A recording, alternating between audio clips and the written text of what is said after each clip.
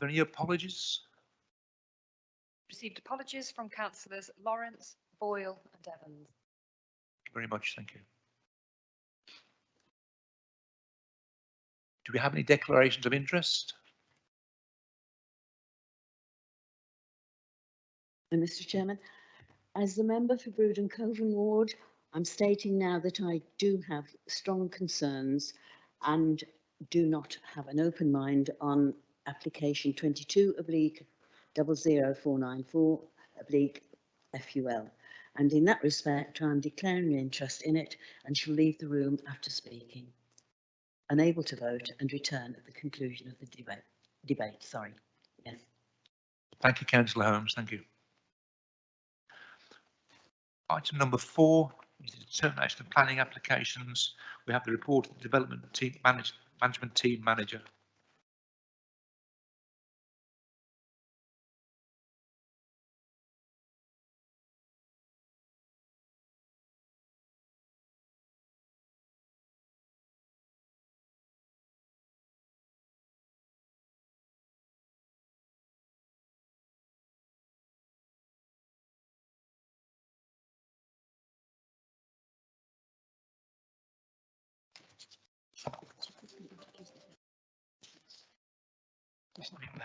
Okay, Helen's just going to introduce the first application.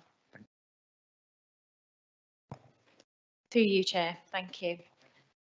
So, planning application 22/00494/FUL, which is 5 Sandy Lane, Brood. So this application relates to a 1.5-storey dormer bungalow within the Brood Conservation Area and development boundary. The application proposes a first floor front extension above the existing ground floor bedroom, together with the rendering and cladding of the dwelling exterior and the excavation of earth at the front of the property to create vehicle parking at the lower level with a new retaining wall, external staircase and associated landscaping. The works to the frontage have commenced, and as such this application is part retrospective. Members visited the site yesterday and noted what works had commenced on the site and that work had currently ceased. The application has been called into committee following councillor concerns, objections from the parish council and the civic society about the potential for the detrimental impact on the conservation area and the street scene following the loss of the sandstone walling and mature landscaping that were removed prior to this application being submitted for consideration. Whilst the proposals for works to the dwelling do seek to significantly alter the character and appearance of the dwelling, the existing building does not add positively to the street scene and is considered therefore that the proposals will enhance the appearance of the building using appropriate design features and materials. The proposals to retain the lower parking area following the unauthorised works have been carefully designed following lengthy discussions with the applicant and the conservation officer to help the garage assimilate better within the street scene, using carefully selected materials and detailing to retain the focus on the surrounding 2 listed buildings. To replicate the previous sandstone walling, the eastern boundary wall will be clad in sandstone, with the resultant impact that only a small section of the walling has been lost. The Conservation Officer no longer objects to the works as proposed, subject to materials being conditioned, and it is considered on balance that the proposals overall would have a neutral impact on the conservation area. Approval is therefore recommended, subject to conditions. I'm just going to go through a few pictures and photographs. That's okay. So this is the application site in front of you on the slide on the left. You can see the garage that projects forward of the main dwelling house sits at a lower level, quite a steep driveway up to the frontage of the house. So the garage is an existing feature and has been since the house was built. The pictures on the right hand side show a parking area that's being created and quite a large wall that's being constructed.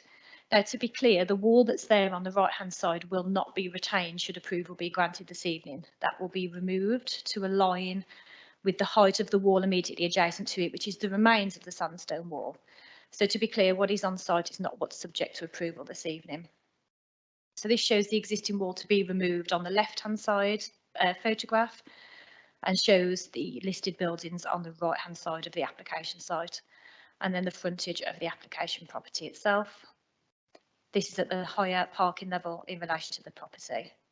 And then looking back down towards the existing garage and the driveway down to the highway. One final picture that I just wanted to bring to members' attention is the previous picture. So this was the street view taken prior to the wall being removed. So that was what it was like previously. So you can see the sandstone wall, you can see the planting beds, and that's what's being removed to create the parking area to the right-hand side of the existing garage. So whilst some of the sandstone wall remains, you can see the curved edge to the front that's been taken out.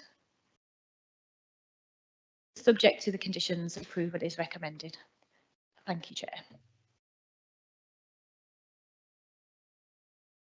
Thank you, Helen. I believe we have Mr. Warren Haynes, the applicant, who's about to speak for the application. Thank you. Mr. Haynes, you have 3 minutes. Thank you. Okay, thank you. My name is Warren Haynes. I'm the owner-occupier of 5 Sandy Lane. Our aim is to deliver a high-quality refurbishment whilst respecting the house's location in a conservation area and next to a Grade 2 listed house. We started work on the property in January 2021 whilst our architect prepared a planning application for a first floor extension and carport. Unfortunately, due to COVID, the application was delayed and was not submitted until May 2022. In the meantime, I inadvertently and unintentionally contravened permitted development rights by demolishing part of the stone wall, which was over a metre, and removing some earth from the front garden. However, as soon as the contravention was brought to my attention by the council's enforcement officer, I ceased work immediately, apologised in writing, and agreed not to carry out any more work until I had received planning permission. Unfortunately, this has meant that the incongruous block wall that you've seen, which would have eventually been incorporated into the carport, has remained standing. However, this will now be substantially demolished and faced with natural stone walling if this application is approved. After we submitted the original application, I was then advised by the council's planning officer that she had some concerns regarding the application, in particular the design of the first floor extension and the massing of the carport. Consequently, following a series of collaborative meetings with the planning officer and the conservation officer between July 2022 and March of this year, I have substantially amended the application, have removed the carport, reinstated the stone wall and changed the roof to a traditional pitch roof. Regarding the current design, no adverse comments have been received from the county highways. There's actually a benefit to the community as removing part of the wall that stuck out into the road has been removed, providing more passing space for vehicles in Sandy Lane, particularly during the school run. The plan works will not increase traffic noise. Because the current design has been developed in line with the comments received from the council's officers and consultees, I believe it does not have a negative impact on the quality and character of Brood. Quite the opposite.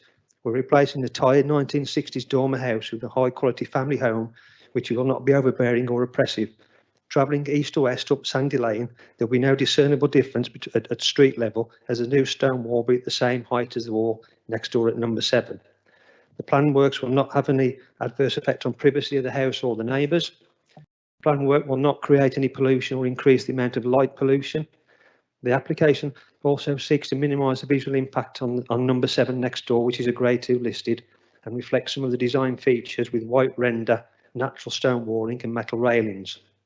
Following a meeting with the council's conservation officer, I've reduced the height of the wall, increased the amount of natural stone walling and introduced planting beds. For the avoidance of doubt, the current design includes more natural stone walling than I removed in January 2021.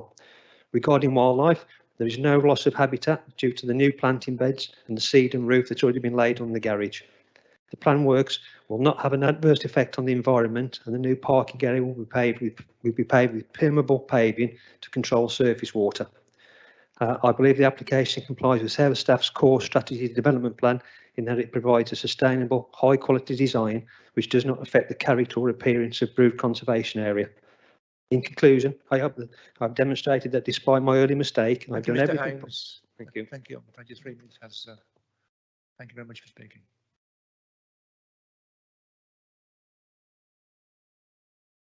Now I think we have Dr. Taylor, Dr. Richard Taylor, who wants to speak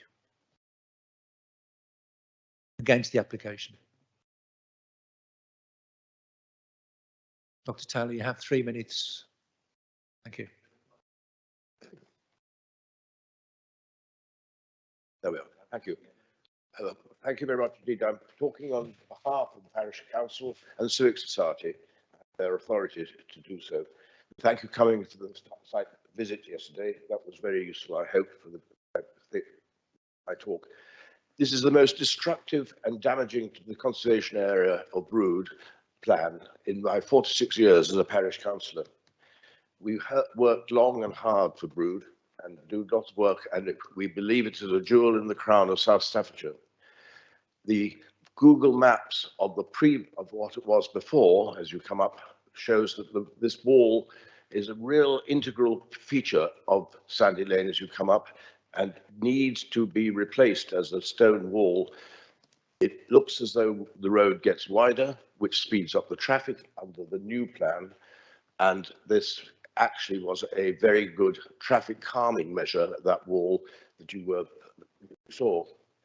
There were tweaks to the plan all the way through. We have no particular objection to anything associated with the house at all. That can go through. It's a 1930s build and needs some improvement.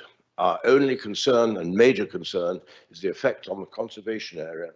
And this is against the significant changes to the detriment of the street scene. Major problem associated, it is against the Brood Village design statement, which is accepted by the councillors as supplementary planning. It's against the Brood Conservation Management Plan and the Conservation Area Appraisal Plan.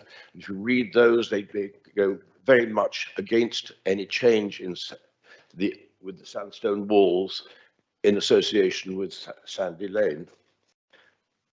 Please do not pass this present plan. There have been some improvements. There is some stone walling on the, as you would see on coming down to it, but the original wall needs to be replaced because it is a major significant change to the conservation area and the future of the conservation in Brood. So please do not pass the present plan. Either refuse it and then come back with a plan to actually replace the wall, or defer so that a condition can be put on that the wall is replaced. Thank you very much indeed. I hope you'll take the ideas of conservation into account and thank you. Sorry to be not so fluid. Thank you, Dr. Taylor.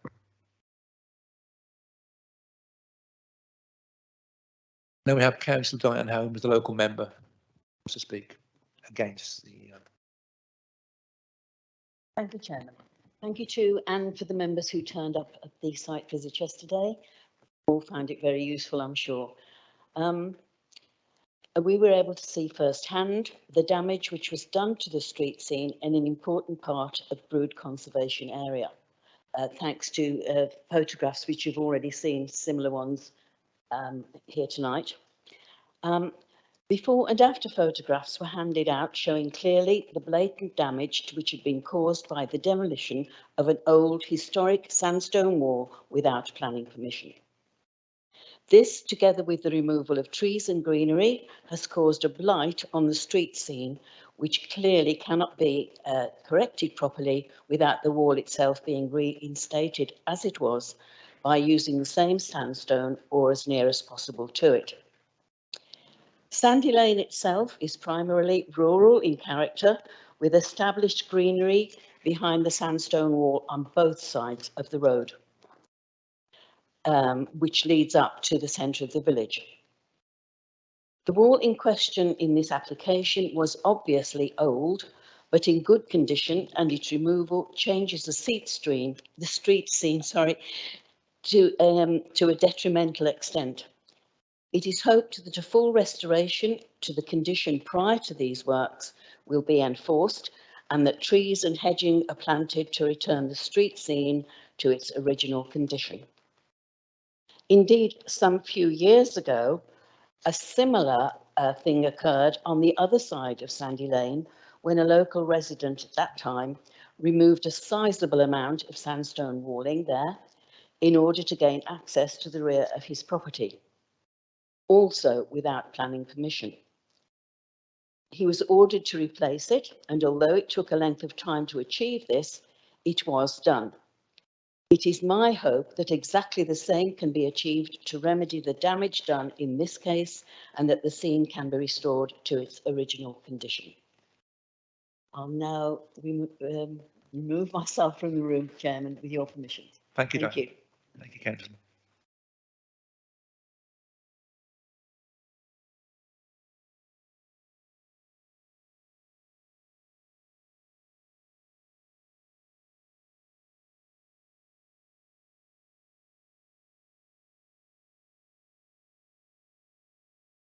Do I have to go back to any?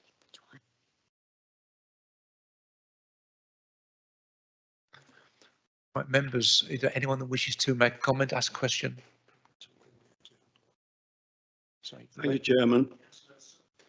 Sorry, Councillor Sutton first, I'm being a local member, sorry. With you. Thank you, Chair. As a local member for Brewden Coven. In relation to this application, I'm really comfortable and agree, as stated in 6.2.6, page 18 of your docket, with the officer's recommendation that the first floor front and side extension should be approved. The traditional design, the features, the characteristics really would be more appropriate to this particular location. Really quite comfortable with that. What I disagree with the officer's report, and I've just been reading it again, is about this neutral effect on the conservation area. As South Stafford District Council, a neutral effect on a conservation area. I appreciate that there's a checks and balances and weights that are taken into account when the conclusion is reached. Yes, on the one side is a change to what is a 1930s building actually now looks more like something that we have a lot of other buildings looking like in that conservation area, in Brood conservation area. What I have real concerns about is neutral. It's negative. At this moment in time, as Mr. Haynes, the applicant himself, agreed yesterday, it doesn't look good, as they say. I will listen to this debate, but I am not comfortable with supporting this application if all we can argue for approval is a neutral impact on a conservation area. If it's a positive impact, you give me the positivity. You tell me the positivity. What is positive about the lower part of that building where that soil has been removed? And Councillor Holmes referred to an ancient sandstone wall. I don't know whether it's an ancient sandstone wall. It's been there for as long as I've lived in Brood, and a lot longer for a lot of other people in Brood. I don't know the history of it. What I do know is that it's been there an awful long time, and it was part and parcel of the Brood conservation area. And I really do not know at this moment in time how I, in all conscience, can support something that the officer themselves suggests is a neutral impact on the area. Thank you.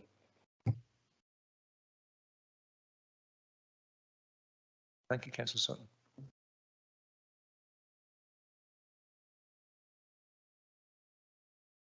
Thank you, Chairman.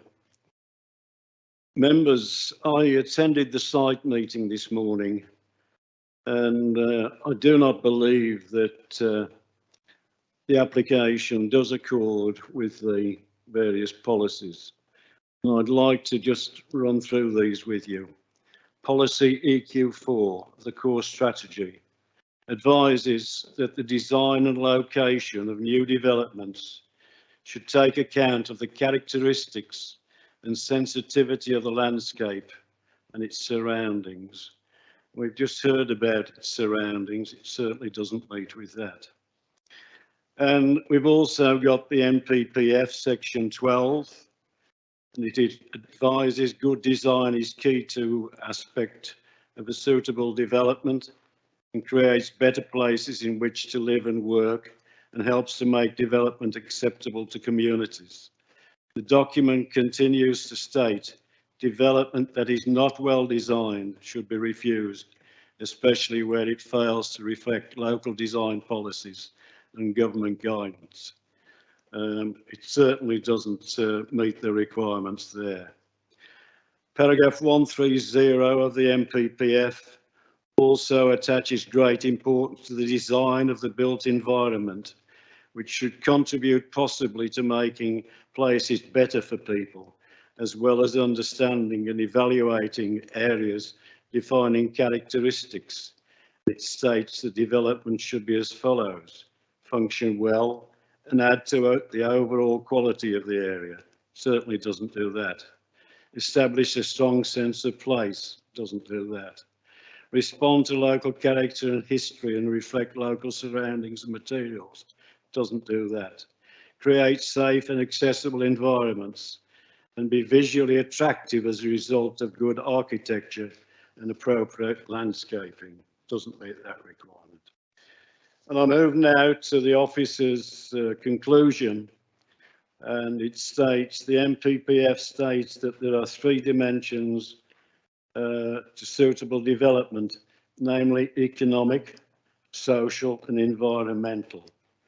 And these should be considered collectively and weighed up in the balance when assessing the application. I'm not sure whether it's got an economic value. Certainly it's got an environmental value to the people who live in that area. So that completes my report, Mr. Chairman. Thank you, Councillor Bates.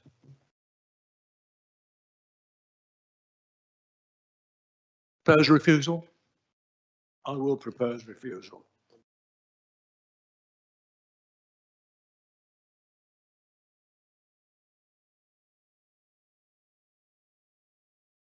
Any other members that would like to speak? Councillor Steele, sorry. Okay. Thank you. Sorry, Chairman, don't you need a seconder? Yes, I will second that proposal. Councillor Steele.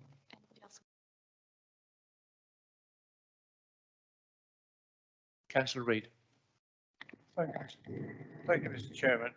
I'm in a bit of a quandary here. I attended the site meeting yesterday, and I could see that there's been considerable time in trying to come to some sort of agreement over the improvements. And to me, with the report that we have in front of us, it shows that at least we're in control of the changes that are necessary. And now I'm listening to the effects of not replacing the wall as it was. And actually, the picture that we've seen of the wall this evening is the first time I've seen that picture. The picture that we were shown on site didn't include that particular picture. And I can see quite clearly the importance of that wall, and it does need replacing. How we can get to that point now, in that I think Dr. Taylor did mention an amendment, and I don't know how we stand there at the moment, because we're only talking about that particular section, I believe. The rest, I think, would be a complete improvement, especially what we're looking at the moment and the type of materials that are used. It's that wall that's the problem at the moment in my mind. So I'm just wondering, is there a way around a negotiation, or do we refuse it? Does it go to an appeal? Where do we go? Perhaps, Annette, would you like to speak? Thank you. Helen, Yeah. does anybody else? Yeah, anybody else like to speak before we move on? Okay, Helen Benbow's going to speak now.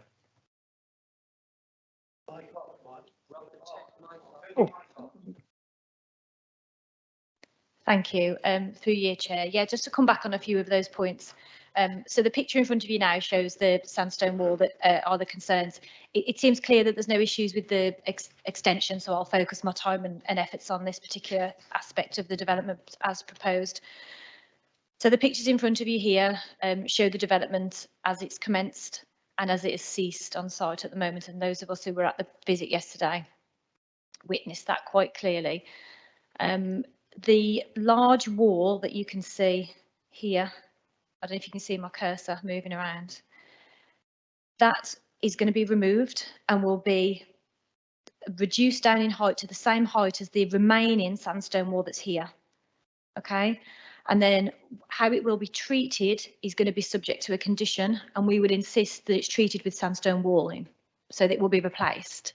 So going back to your point, Councillor Reid, in terms of what was there, you will have the removal of this front part here, which has improved visibility and access onto and off the driveway that's being created. So there's some benefit there. But in terms of visual impact, you will see a sandstone wall here because that's going to be reinstated. So it will not be reinstated in full. That's accepted because we've created a driveway area, but it will be reinstated. And when viewed from the street, you will see the sandstone wall along here. This will be removed. So to be really crystal clear, what is on site now is not what's subject to this approval. This application is a way of rectifying what is on site, which is incongruous, does not accord with the conservation area and is a real issue and needs time and attention. My proposal by recommending approval is to address the concerns that are on site now and use this as the mechanism to rectify the current problem. The reason it's like that on site is because works have ceased waiting the outcome of this application. So to my mind, the way to address the concerns on site is to be supportive of this application, allow us to deal with the materials by way of planning condition and make sure that that wall is reinstated. There is no mechanism that I can advise you this evening to get that wall put back into place. It's been removed. It's not part of these current proposals, and therefore it'd be very difficult through any mechanism for us to be able to reinstate that, as you see on that photo there. We have to deal with, on its merits, the application in front of us. The risks, which I think is only pertinent for me to point out, is if it's refused this evening, the next step will very likely be an appeal, and the situation will remain as it is on site until that's been heard.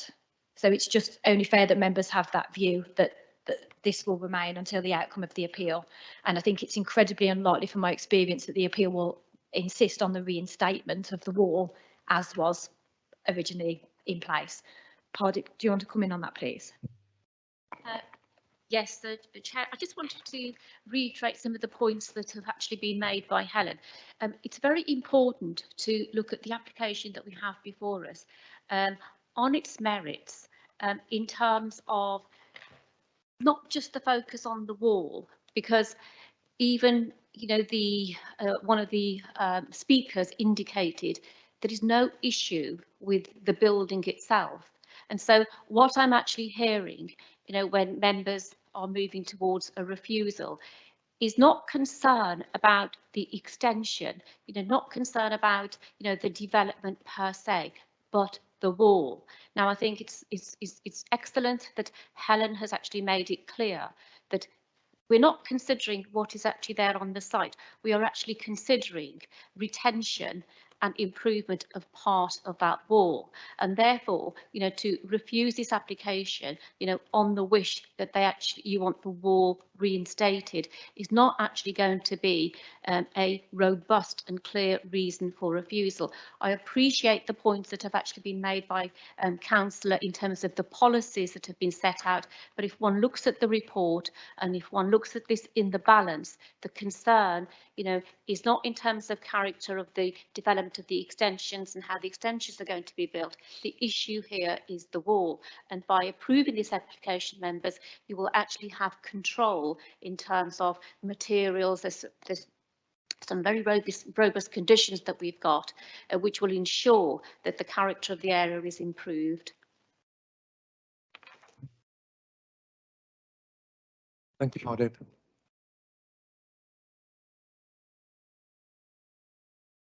I just want to thank.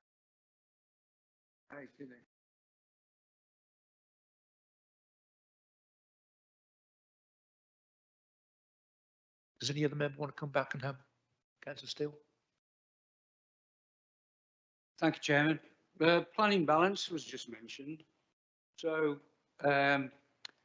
what weight is given to the improvements to the property and what weight is given to the destruction of the surrounding area, which is such an important part of Sandy Lane. There's a bit of a clue really to the sandstone wall. It's actually called Sandy Lane for some reason. So it's because of the sandstone that proliferates all the way up and down that road, and that's why it's so important.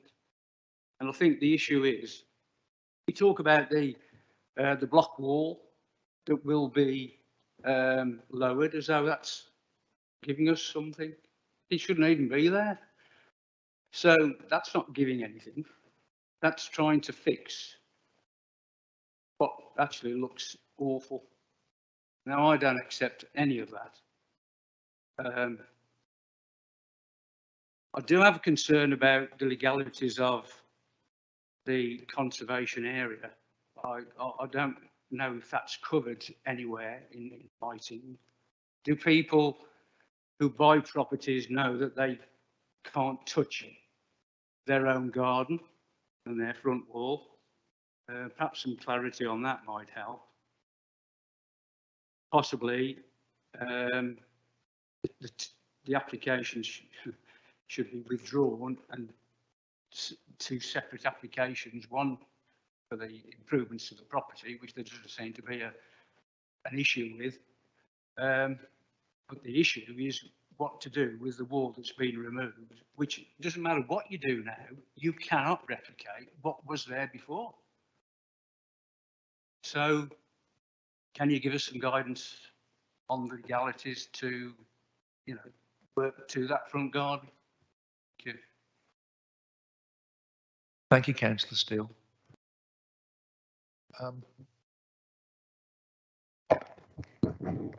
Thank you, Chairman. Sorry, but you're asking us to make a decision on something we can't actually see properly. You're asking us to imagine that wall that's there now on the screen being knocked down and the levelling off to a certain extent. We can see the other wall, so I would rather make the decision on whether we put the other wall back rather than something we can't actually see. So that's where I'm coming from. I'm only talking about the wall. I'm not talking about the other details of the property. The wall is important, and it's been said as it's important to the area. And I think that's what we should be saying. We want the wall putting back as we can see it on the original picture, rather than on something we can't see. Thank you.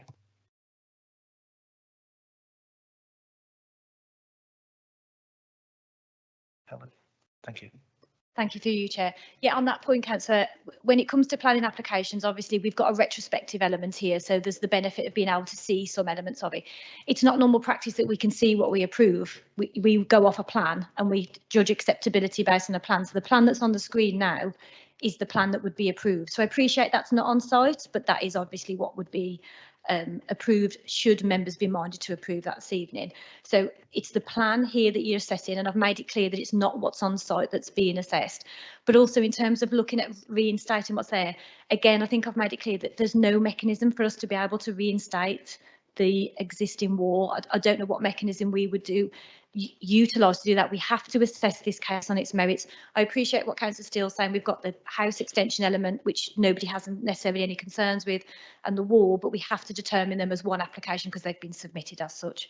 Hand back to Pardip, thank you. Helen, I think that is an important point for members to note, that we have a situation here where there is considerable concern about the wall.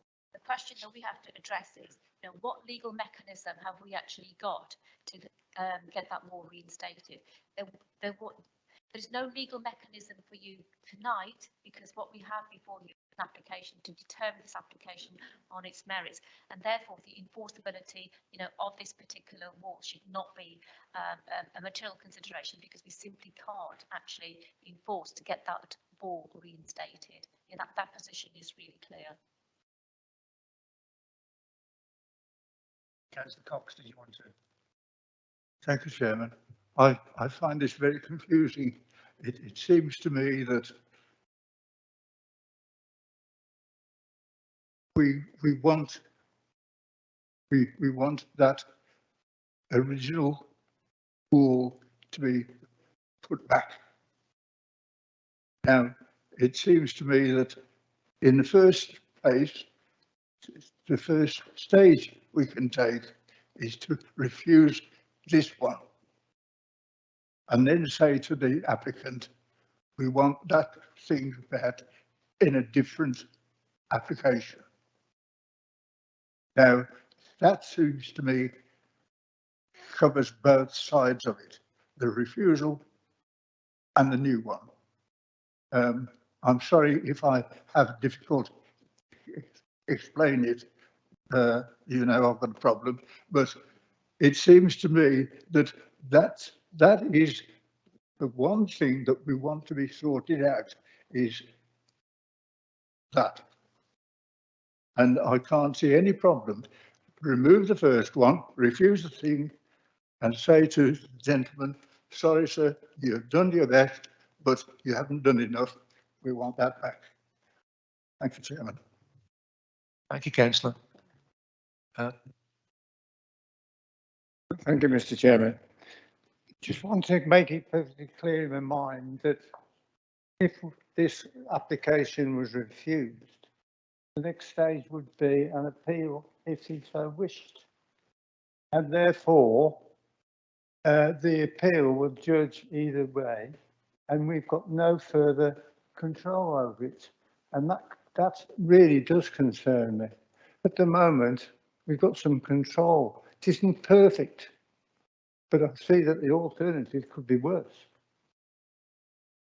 Chair, I think that is a very important point, that if the approach that you indicated was actually adopted, there is a right of appeal, and given the nature of this application and the planning balance that has been reached by your officers, there's a real likelihood that the inspector may allow the appeal, and therefore all control will be lost. Mr. Chairman, for 30 odd years, we've always said that we should be taking applications on what we, the members here, think.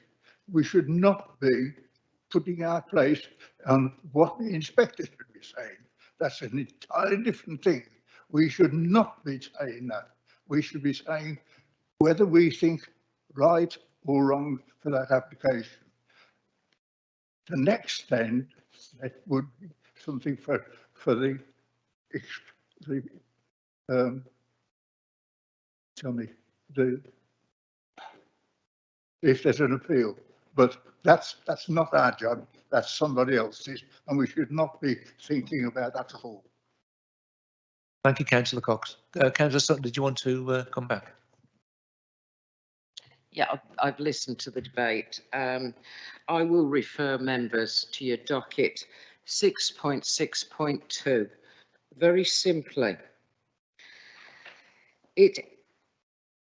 case law makes it clear that decision makers should have considerable, or should give considerable importance and weight to the desirability of preserving the setting of listed buildings when, sorry, I've got my myself, the desirability of preserving the setting of listed buildings when carrying out the balancing exercise. I appreciate what you say about the property, but the reality is that a wall has been removed and it is part and parcel of Brood Conservation Area. And until there is some compromise or some way forward to assuage what is a conservation area, we have to look and add considerable importance and weight to the desirability to preserve the setting of the neighbouring listed building and also the heritage asset. There is a whole article here about heritage assets. Brood Conservation is a heritage asset, the same as a lot of our other conservation areas. And I'm sorry, but I still cannot support this application if we're not prepared to give sufficient weight to that document that has guided planning committees for the last however many years that it's been written on how Brood looks. We have an awful lot of conservation areas in South Staffordshire. I appreciate what we talk about when we talk about Article 4 and taking it up to the next level. And I appreciate that it's a little bit of a guidance. But if we don't stick to our guns with this, I feel we open the floodgates for a lot of others. This case is quite important from my point of view. An ancient sandstone wall has been removed without permission. We can't put it back, you're telling us. But you're saying we've got to approve it so we have control over it. I'm sorry, I still feel quite strongly that we have to be the keepers of our conservation areas and we have to follow our consciences. Thank you, Councillor. Mrs. Robertson, would you like to? Thank you, Chairman. And obviously listening to the debate this evening, and clearly there's a strong desire to reinstate the wall. I think what's important to note is that officers have worked really hard to get effectively the best result here through this planning application. And obviously officers have to deal with what's put in front of us, what comes through from if it's retrospective, and how we deal with that going forward. I think there's been lots of conversations in terms of what might happen and if what an inspector said, and you're absolutely right. You know, ultimately that's not for us to decide this evening. We have to make that decision this evening on the basis of what we've got. However, it's really important, and I think the point's been made a couple of times, and I'll make it again. Is the issue in terms of enforcement, because it isn't such as straightforward as refusing this and then making them put the wall back to how it was before. That isn't really an option to us in many ways, because partly that didn't need planning permission in the first. Some of that did not require planning permission in the first place, partly. So I think it's important that we bear that in mind when we make this decision. The fallback position in terms of what, in terms of potentially any appeal, but also in terms of the enforcement position as well. So, like I say, it's been said before, but I'll just reiterate it again. Thank you.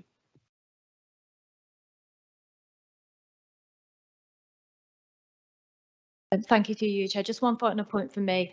There's been a lot of work behind the scenes gone into this application to get to this iteration of plans. What was submitted in the first instance and what is on site was not an acceptable form of development in the conservation area otherwise.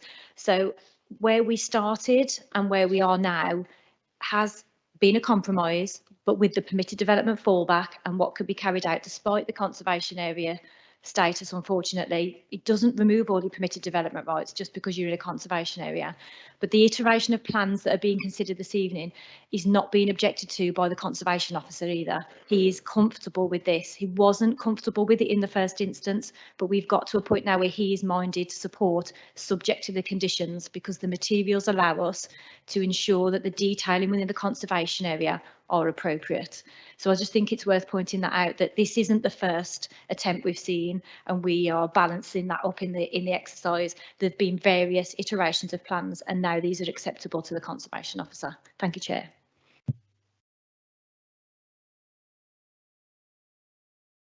Thank you, Chairman. I've listened to all the forms of debate, but quite honestly, I am going to vote for refusal. And why I'm saying that is that puts the emphasis back onto the applicant. The officers have worked hard to find a solution to this, and it's true we can't enforce it. But if we refuse this tonight, then the emphasis is on the applicant. Does he want to go to appeal, or does he want to come forward voluntarily and reinstate the wall? But the decision's the applicant's. So I'm going to support refusal tonight. Thank you.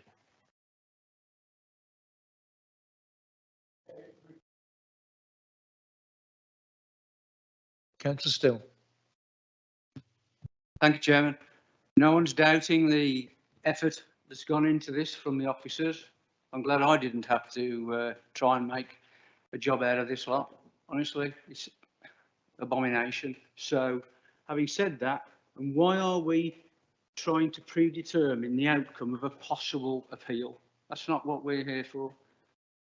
As members, we're here to make a decision on the planning application in front of us. And we're told many times that the planning application in front of us has to be judged on its own merits. Why are we talking about the effects on the next door grade 2 one? Surely, in this instance, it does affect that building as well. But we're told time and time again, you can only judge the application in front of you. So, am I correct or not in that? Yeah, absolutely. And as it stands at the moment, the setting of the listed building is affected negatively. What we're saying is the proposals we don't consider to affect the neighbouring listed building as negatively. What's there at the moment clearly does. So this application would be the mechanism to address that.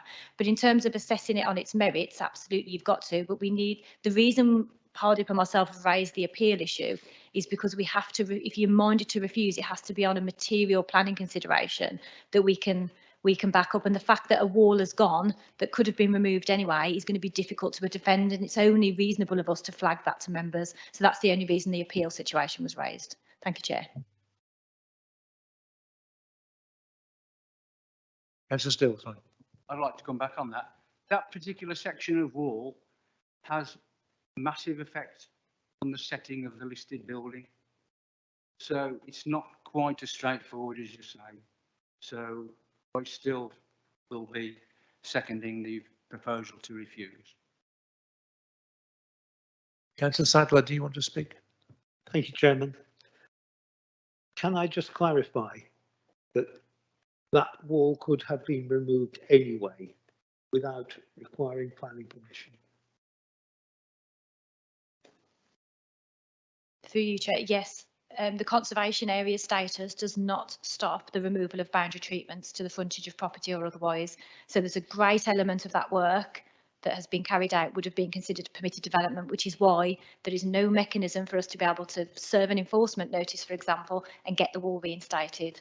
Hence, officers recommending approval on what we've got in front of us so that we can try and regain some control and add back the character to the conservation area.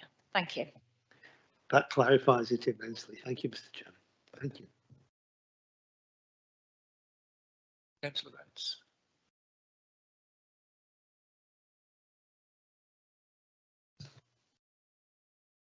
We need to wind up now, Councillor Bates, and there has to be a reason for the refusal.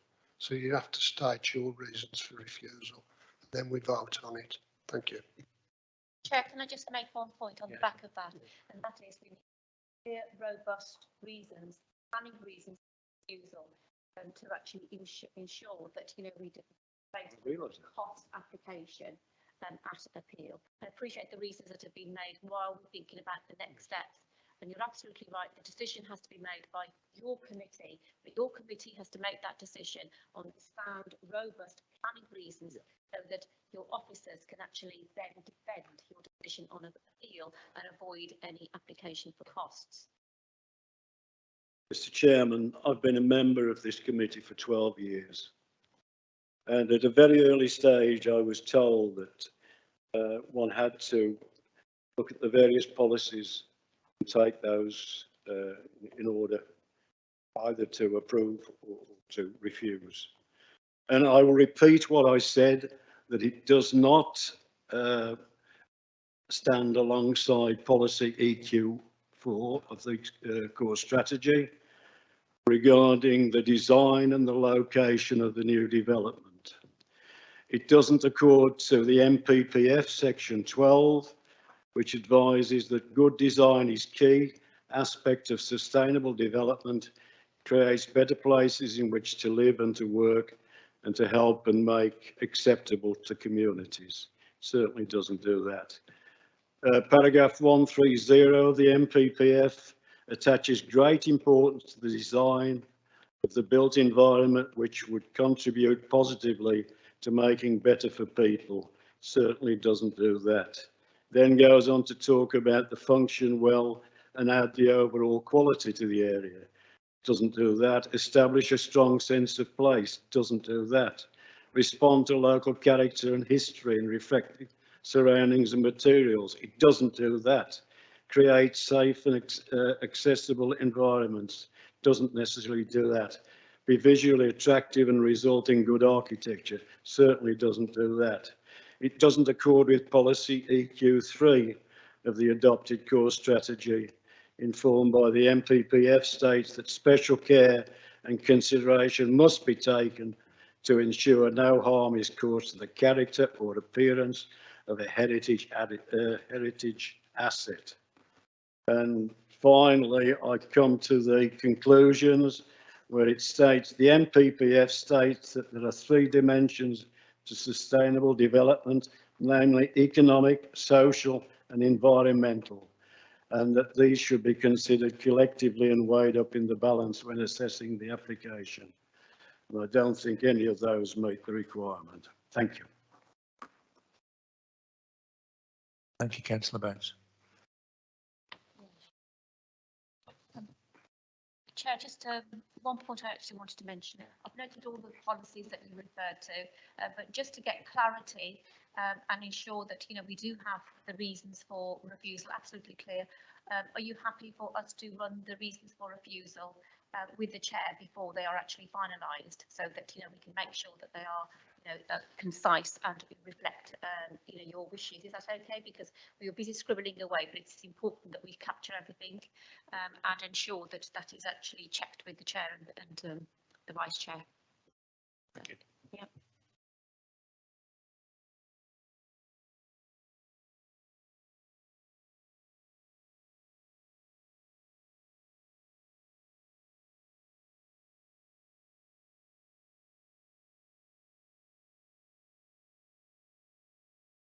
Well, we have a proposal for refusal. It's been seconded.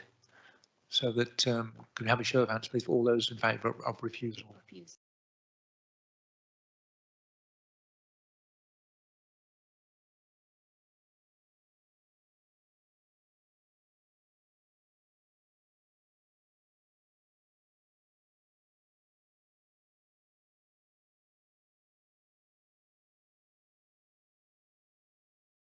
Okay, so that's carried then.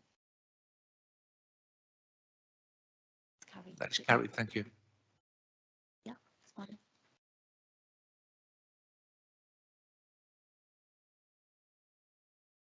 Yeah, the application is refused, members.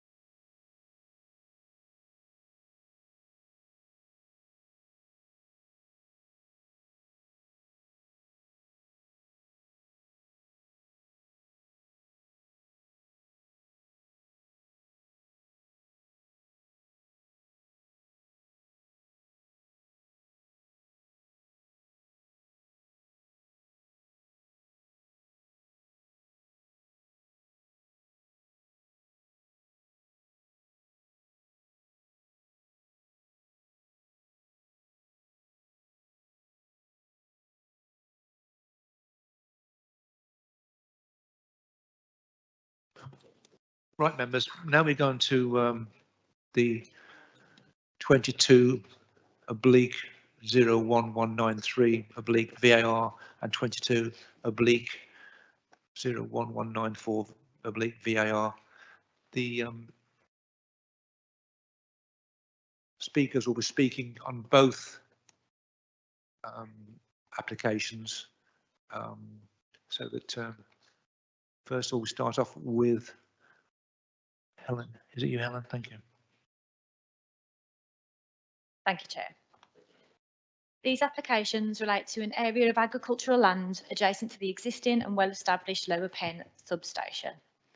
Planning permission was granted here for a battery storage energy facility comprising of battery units and associated plants and equipment, enclosed by fencing and hedgerow planting at Planning Committee last September.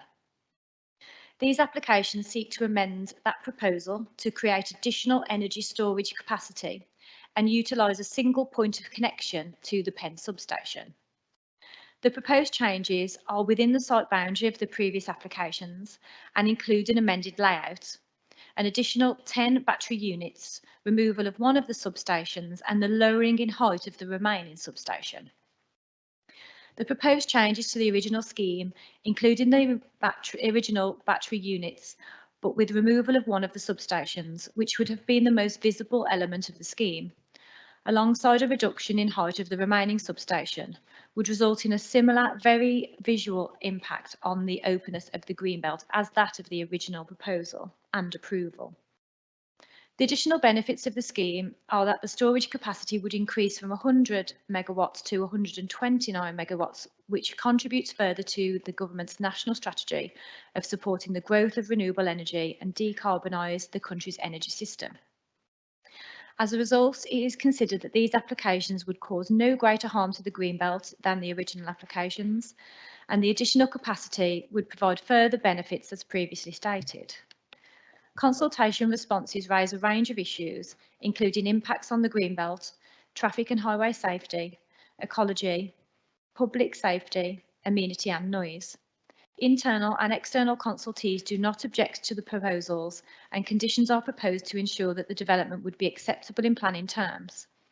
These include tree and hedge planting for screening, an off-site traffic management scheme during construction, restricted hours of work, noise limits, ecological protection and enhancements, a surface water drainage scheme, a sustainable drainage scheme to include pollution capture measures, and a battery management safety plan and tactical information record, and a remediation for the site should the use cease. The additional energy storage capacity to support the government's national strategy for decarbonising the country's energy system, and that the impacts can be made acceptable, are sufficient to outweigh the harm to the Greenbelt. Consequently, the very special circumstances necessary to justify the proposals do exist. It is therefore considered that permission should be granted, subject to conditions. So just to flick through some of the plans that we've got available. So this first plan shows the Pen 1 site and the access from the highway, and the Pen 2 site using the same access which sits immediately adjacent, both adjacent to the electricity substation that's already in place.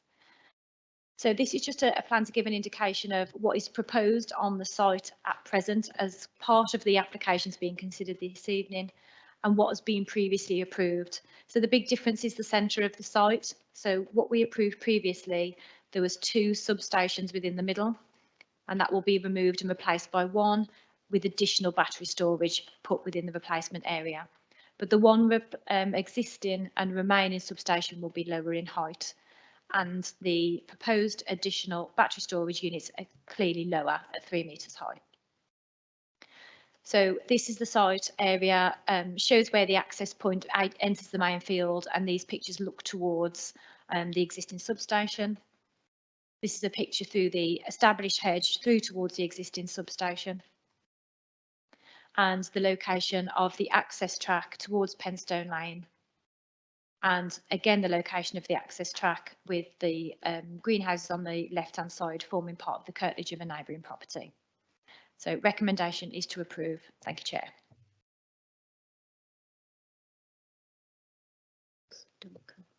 Thank you. Mr. Duncan Howie, speaking for the application. Thank you. Chair, councillors, ladies and gentlemen, my name is Duncan Howie and I'm a director at Anglo Renewables. We're at the forefront of the UK's transition to a greener, lower carbon economy through our development of solar and battery projects, such as this Pen battery development. Following the grant of Anglo's 2 previous applications at Pen, we've been working with the electrical board to progress the projects. This process has identified efficiencies which can be achieved and require us to make changes to the existing approvals. Essentially, we're applying to do the following: remove a substation and have the 2 sites connected through only 1 substation. This has freed up space within the site. Use this space to increase the battery storage capacity within the same existing footprint. This is an increase from 100 megawatts to 129 megawatts across the 2 applications. These amendments offer the following benefits. More battery storage means more renewables can connect to the grid, greater energy security for the nation, reduced overall height profile due to the loss of one of the substations, electrical board happier as they have one point of connection, not two. Fundamentally, more storage capacity at the same footprint that has already been given consent. Why do we need batteries, and why should these amendments be approved? Firstly, we need to tackle climate change, the biggest environmental challenge the world has seen. Secondly, we need cheaper power. Thirdly, they provide the energy security this country badly needs. So firstly then, climate change. Climate change is real, it threatens the entire planet, and as a society, each of us are faced with doing our bit to try and tackle it. Government policy recognizes that batteries are an essential part of renewable energy, as the wind doesn't always blow and the sun doesn't always shine, and at many times we get too much of both. In the last few weeks, we've been burning coal to keep the lights on. Next year, coal will be banned. How do we keep the lights on in winter without the ability to store power in batteries? It's a common misconception that batteries are not green. This couldn't be further from the truth. Batteries are critical in enabling us to use much greater amounts of renewable power more effectively. To be clear, the power stored in these batteries will be a mix of all energy types, but batteries allow more renewables to replace fossil fuels. Batteries are a source of cheaper power, something we badly need as we're gripped by the cost of living crisis. And this is largely driven by the astronomical cost of gas. We can use much more cheap green power, but to do so, we have to be able to store it. In December and January, National Grid paid out £181 million to wind turbine firms for them to turn off to avoid network overload. These costs are all added to our household bills when instead batteries could have absorbed that spare power. To give you some context, by 2030, National Grid will require 13 gigawatts of batteries. There's currently only 2.4 giga batteries approved and installed in the UK. This is only 19% of what is needed. Thirdly, we need batteries as they provide much needed energy security for this nation. More batteries and more renewables means less reliance on Putin's gas. Thanks, Mr. Howie. I had 5 minutes, I think, and I'll speak on both of the applications, if that's all right. My mistake, sorry. I won't hold you for too much longer, sorry. Thirdly, we need batteries as provide, much needed energy security. The proposed site is within the green belt, and it has already been shown by the 2 previous approvals that the site meets the criteria of very special circumstances. The suitability of the site as a battery project has already been established. These amendments offer greater benefits, as I've already covered, but I will say them again. Fundamentally, more storage capacity on the same footprint that has already been given consent. More batteries means more renewables can be connected onto the grid network. Plus, there is an overall reduced height profile with the removal of one of the transformers. Tackling the waste of home-produced renewable energy must be a priority, and battery energy storage is part of that solution. Storing this excess energy will reduce energy costs, improve energy security, and displace the need for fossil fuel generation.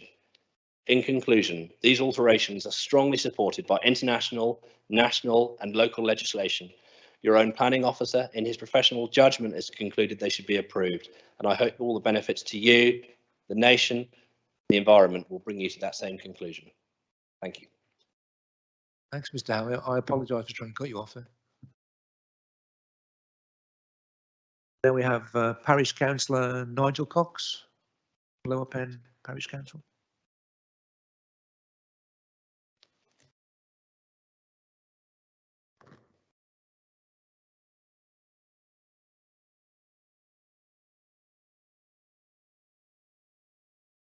Have 5 minutes, Councillor. Thank you. Chair, councillors, good to speak with you again.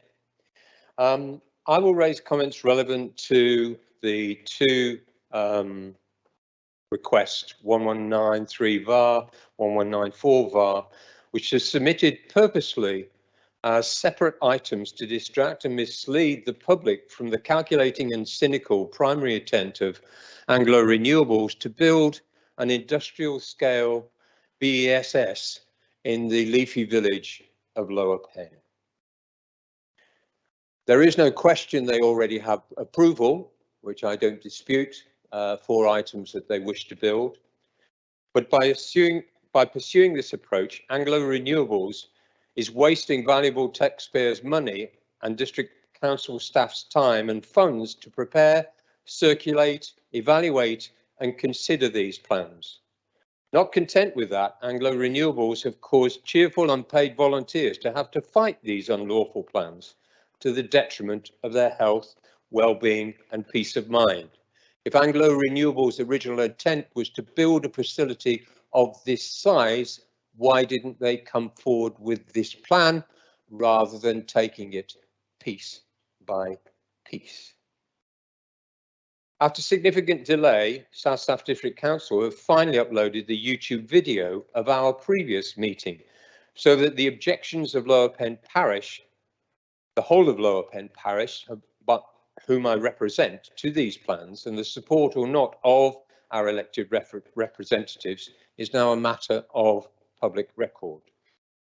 Having previously submitted plans for small-scale BESS facilities whose size stopped them being major planning requests and thereby evading scrutiny, Anglo Renewables are now asking for approval for a plant which, in my calculation, is 233% larger than the previous single units, which is not a variation, but should be an entirely separate proposal.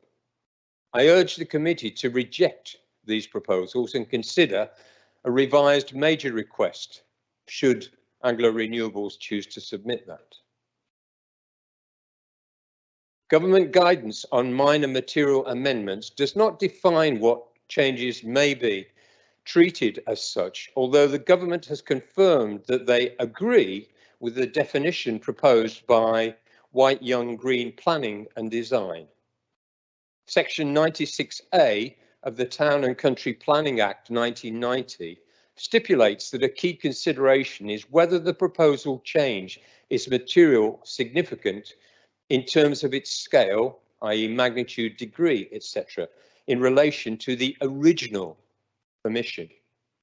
The changes to the Penn installation consist of the removal of the substation and 2 DNO control rooms and the addition of 10 banks of battery units added to the existing footprint, 5 PC units added to the footprint, a customer switch rooms which are relocated, additional customer switch rooms added, a new version PCS unit is used, the access road configuration within the site has been amended, the battery units' height are increasing, there are changes to the fencing proposed around the battery compounds, and auxiliary transformers are added to the layout. Policy EQ9 provides that all development proposals should consider the amenity of any nearby residents, particularly with regard to privacy, security, noise, and disturbance, pollution, odours, and daylight. The increase in the number of battery units will increase the noise and further increase the traffic to install the larger capacity site. The NPPF paragraph 97 states, planning policies and decisions should promote public safety and take into account wider security and defence requirements by A, anticipating and addressing possible malicious threats and natural hazards. The increase in the number of battery units on this site will incrementally increase the risk, as well as potential sensitivity of the site or the wider area to impacts that could arise from the development. NPPF paragraph 174 states, planning policies and decisions should contribute to and enhance the natural and local environment by protecting and enhancing valued landscapes, sites of biodiversity or geological value and soils in a manner which is commensurate with a statutory status or identifies quality in the development plan. Also, recognising the intrinsic character and beauty of the countryside and the wider benefits from the natural capital and ecosystem services. Planning Inspector Tamsin Law commented on a similar application 4404 for a battery storage facility on land off South Staffordshire Railway Walk, which is approved, she commented that the council were not unreasonable in coming to the decision to reject that planning application from the information they had available to them. The proposal development would not meet the exceptions for development within a green belt. As such, their first reasons for its refusal is correct. The planning application referenced above, this is 4404, was for a battery storage facility, significantly smaller than the facility, which is currently application, and further increases the quantity of containerized batteries housed on this site. It is clear that the original application would not have met the exceptions for development within a greenbelt site, and as such, the proposed amendments further moves the proposed implementation away from NPPF planning policy. Materiality is considered against the development as a whole, not just part of it. The accumulated effect of all of these changes is a material change in the initial application, and as such, the application should be refused and a new application should be submitted. In our previous discussions, it was argued that very special circumstances existed and the need for renewable energy, which has been reiterated by Anglo Renewables. In reality, there is no renewable energy generated in Lower Penn. We will be storing energy which we are not creating in Lower Penn. The greatest need for energy storage is in the northern parts of the UK, where excess energy is being generated from coastal wind farms. There is no justification for locating 3 large BESS units in a tiny village in South Staffordshire. This targets Lower Penn unfairly to take a disproportionate part of the undisputed national requirement for extra energy. There can be no justification for locating industrial units on greenbelt land unless you wish to open those floodgates. There is also a misconception that batteries are not green, we've been told. So the proposal is that batteries are green. In fact, these batteries use lithium, which globally is in short supply and involves the use of child labour, amongst other things, to exploit it from the ground.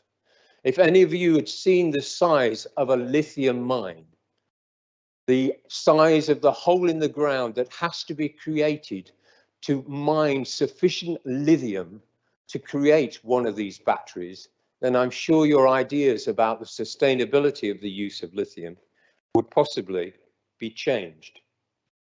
These batteries also require ancillary plant, including control rooms, cooling units, lighting, all of which consume the supposed energy that we are saving and therefore reduce the green benefits that we are going to receive. There seems to be also, we're told, a misconception that batteries are unsafe, which was put by an Anglo Renewable colleague, Duncan Howie. Extensive research has shown that BESS units are prone to accidents. Fires, usually accompanied by explosions, release highly toxic gases. Thank you, Councillor Cox, for your comments. Okay. Thank you.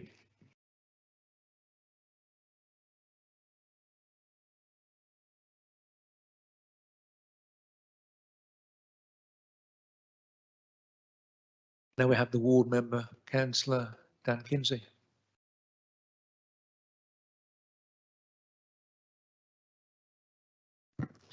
Thank you, Chairman. Thank you, members. Good evening.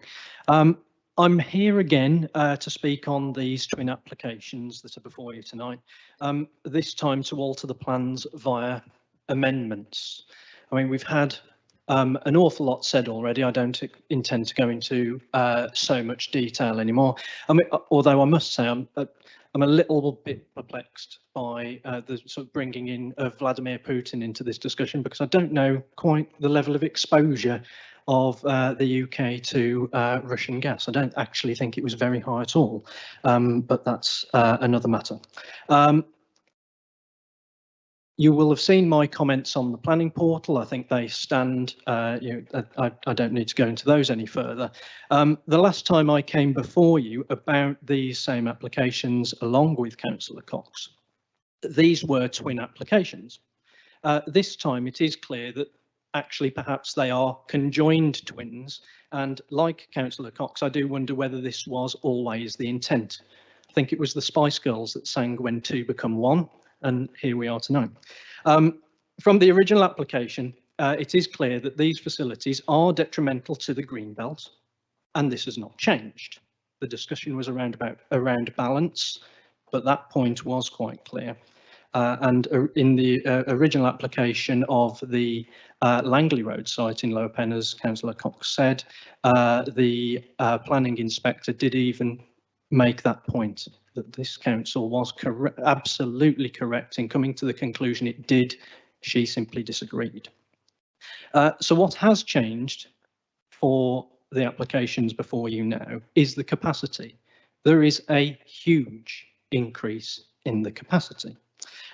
This will have a likely attendant impact on noise due to that increase and the attendant fire risk. There is a bill very slowly, it seems, proceeding through Parliament at the moment, which is likely to alter the status of lithium batteries as hazardous or containing hazardous substances. And I'm actually very pleased that we have tonight doctors, Mr. and Mrs. Goff, who have written extensively on this issue relating to the sites in Lower Penn ever since the first site, not before us today, came forward. There is considerable local concern of the increased risk, and that has not been assuaged thus far, and particularly perhaps in terms of this application also to noise pollution. The increase is likely to have an impact. I also firmly believe, and Councillor Cox well made the point, I think, that this perhaps should be a new application. It should be a full application in its own right. What you have here before you seems to be very minor amendments to each in their own right, but actually they add up to a very, very substantial and considerable whole. These were two smaller, distinct sites. This is now, the proposal is for one huge one. I think that needs very real reconsideration. So I would request refusal of these applications and resubmission. Thank you, Chairman. Thank you, Councillor.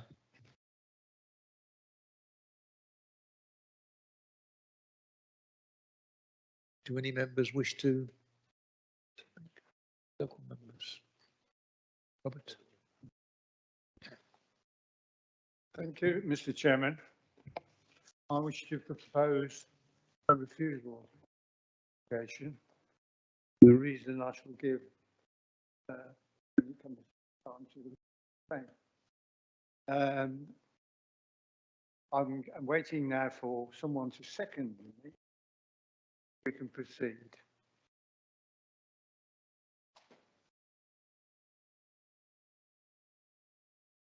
Okay, I have my second.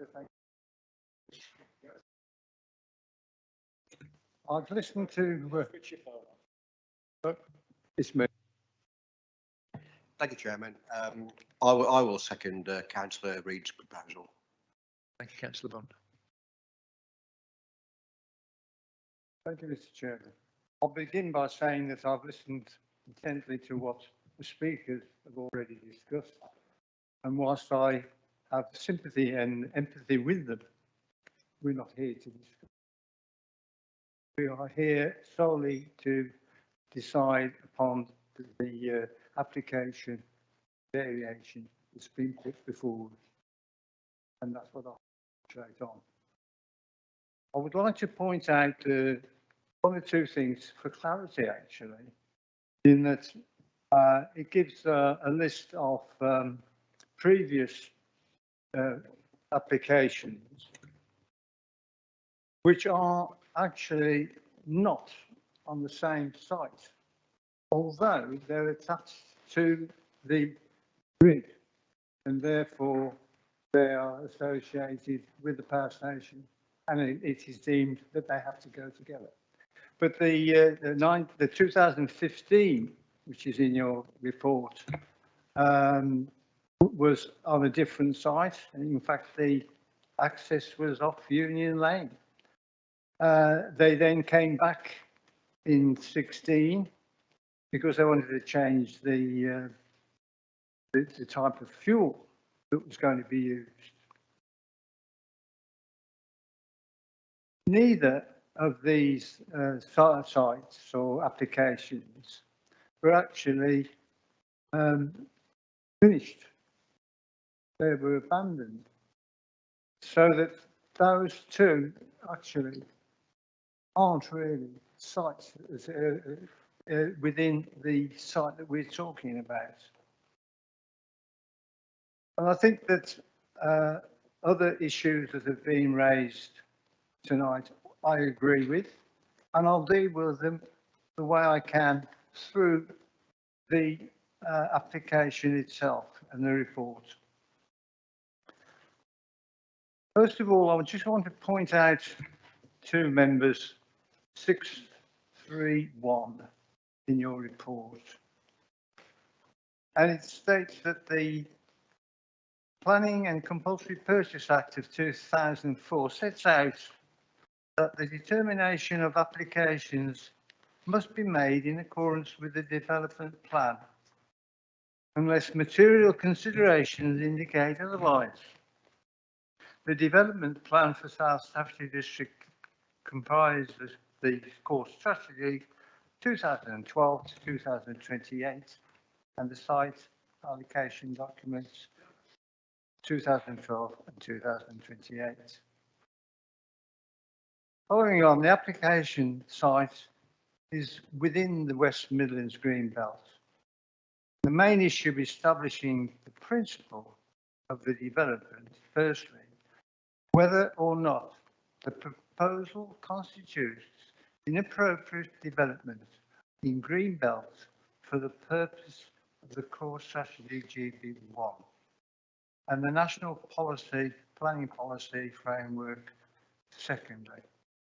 In the development, it's deemed inappropriate, whether the harm by reason of inappropriateness or by other identified harm is clearly outweighed by other considerations, so as to amount to special circumstances necessary to justify the development.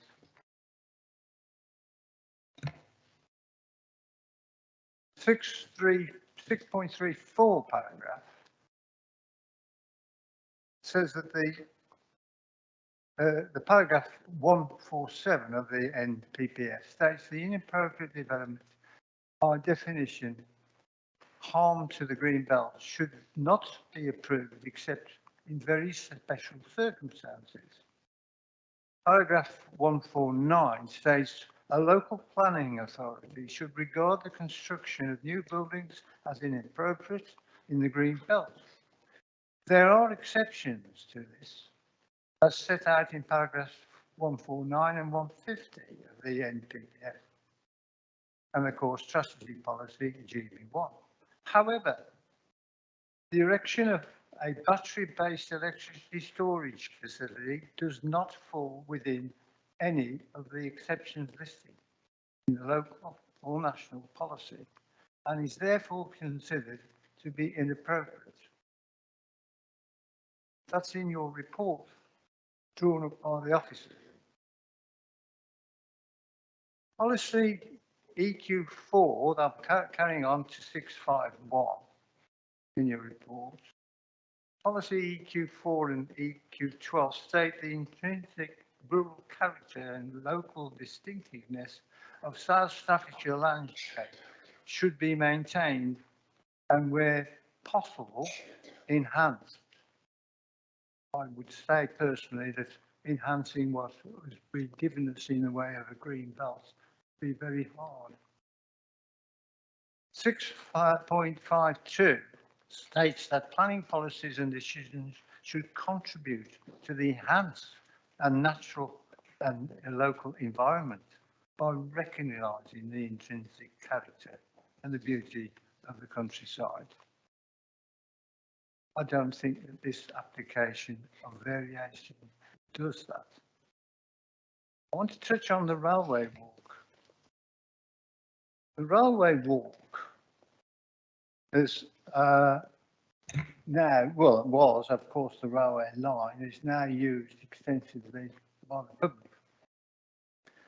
And in the report, it states that the site has a degree of enclosure from trees and vegetation cover, located along the field boundaries and roads, an existing substation to the northeast. There are no prolonged views into the site, with the main views through gaps in vegetation from the Staffordshire Railway Walk.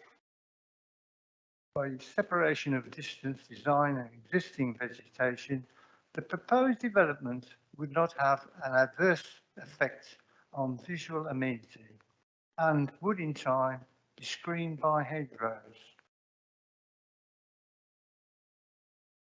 The remaining visible in structure would, in my view, be limited and unassuming in context of the existing fenced substation infrastructure. Visible to the rear and surrounding electricity pylons overhead. There would be some harm to the landscape character in the short term, but the construction phase and prior to the proposed screening becoming established within 5 to 8 years, you can put another 10 on that or 20. However, this would temporarily and in the medium long term, the impact on the landscape character would, in my view, not be harmful. In my opinion, the former railway, now the railway walk, which is, as I said before, very well used by the public. It leaves Wolverhampton and runs through Castlecroft to Lower Penn. And it emerges from the cutting before Penstone Lane, crossing over the lane on a bridge. The vehicle height limit on this bridge is 15.5 foot, with an added bridge structure and hard surface totaling approximately 19 feet. This overlooks the proposed site, giving a view, an example, how Lower Penn's green belt be vandalised through this application variance be approved. To touch on now, noise. We are very low in tolerance for noise, each and every one of us. And an updated noise impact assessment has been submitted. It shows the community effect impact. I read this report on the actual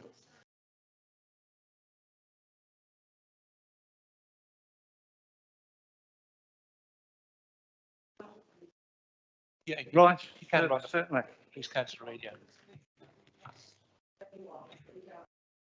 Okay. I'm going to cut you short, but if you like to sort All of start I want winding to up. say is that in the report, it gives details of the weather and how calm it was on the day and a slight breeze.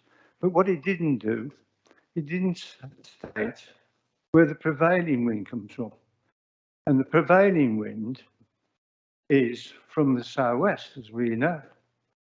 And then the southwest runs towards the dwellings in Penstone Lane. And I think this is an important factor that shouldn't be dismissed. So members, I put this to you and to take into consideration the views and opinions in the debate, and I hope you will support my proposal for refusal. Thank you. Thank you, councillor. Are you proposing, making a proposal for refusal? I have. Yeah, I've already proposed refusal. Anyone else want to speak? Members? Councillor Sadler, thank you. Thank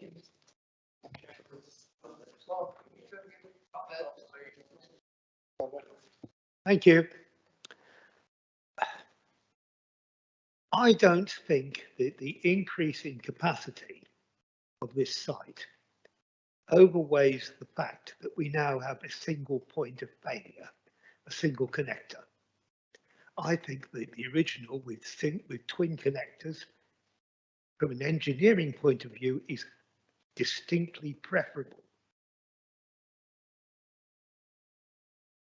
And maybe I'm a cynic. Well, yes, okay, I admit I'm a cynic. But that frees up another connector, and I wonder what that might be planned for. Thank you.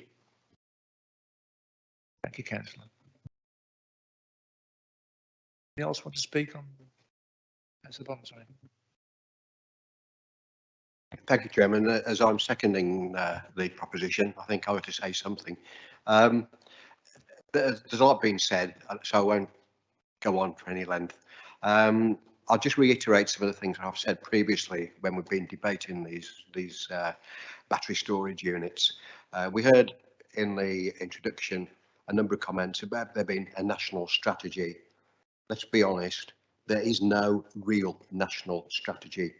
I was promised, I raised a parliamentary question through my Member of Parliament in January 2022. I didn't get a response to that parliamentary question until July 2022. And in the response, there was a typical, as I call it, the Pontius Pilate approach. Whilst we have we're sympathetic to there needing to be a strategy, blah, blah, blah, blah. However, we leave all the decisions up to the local planning authority, which is often the response that we get from the Department for Communities Levelling Up or whatever they are these days. I was also promised that by the end of 2022, there would be a coherent, measurable strategy. And that strategy would state where the battery units were going to be, how many there should be, where they were going to be placed, and all the questions that people like us and the people of Lower Penn and other people ask. And that hasn't been forthcoming. So I think we've left the field open, or the government's left the field open for speculators, because that's what the people are. They are speculators who can see openings to make money, and they are coming in and playing a great furrow through the lack of clarity in our so-called policies and strategies, unfortunately. So I'm very much against this. When we have, I'm not against the climate change strategies and policies. I recognise we do need them, but we need to have this planned and tackled correctly. You know, we've got, I know there's the talk about they need to be by power lines or whatever, but whilst people were talking about the location, we've got derelict land, we've got derelict coal mines, we've got derelict quarries, we've got all sorts of places where these could be planted and not cause any problems to the visual amenities and to the countryside. But I as I've said, I'm very much against this. Councillor Reid has gone through lots of reasons why this should be refused, and we've heard the speakers also give some reasons, and I very much second Councillor Reid's proposal, Chairman. Councillor Sutton, do you want to speak? Yeah, thank you, Chair. I'm having read through this several times. I am in a quandary, shall we say. Like most of us, I wish to save the planet one step at a time. I also appreciate that, is it something like the last time this gentleman came here and spoke, something like 2 million, whatever it is, of generated power are lost every day, and there's got to be some way of storing them. But at the same time, I'm also looking at page 29, where it talks about the second reading of a bill in Parliament. in March 2023, where lithium storage sites may be reclassified as hazardous with new policy being implemented. I then turn to page 44, 6.10.3, where it talks about the second reading of this private member's bill. I am, to say the least, concerned that we approve this tonight and we suddenly get new legislation. I appreciate the commentary by the officer preparing this docket in relation to the fact it's somebody's perspective. It may be a 10-minute bill and it may be somebody's perspective, but they generally tend to be backed by scientific research. And what I have read about this private member's bill online today and then over the last couple of days, I would like to see what comes from it. So if we accept this application to approve it tonight, and in 6 months' time there is legislation introduced which typifies a site of this nature, and I know we can't see into the future, it says reclassified as hazardous.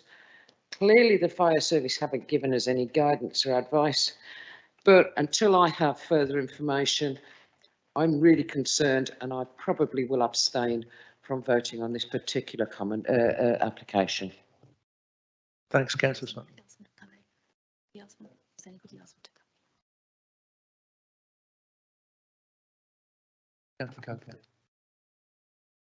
Thank you, Chairman.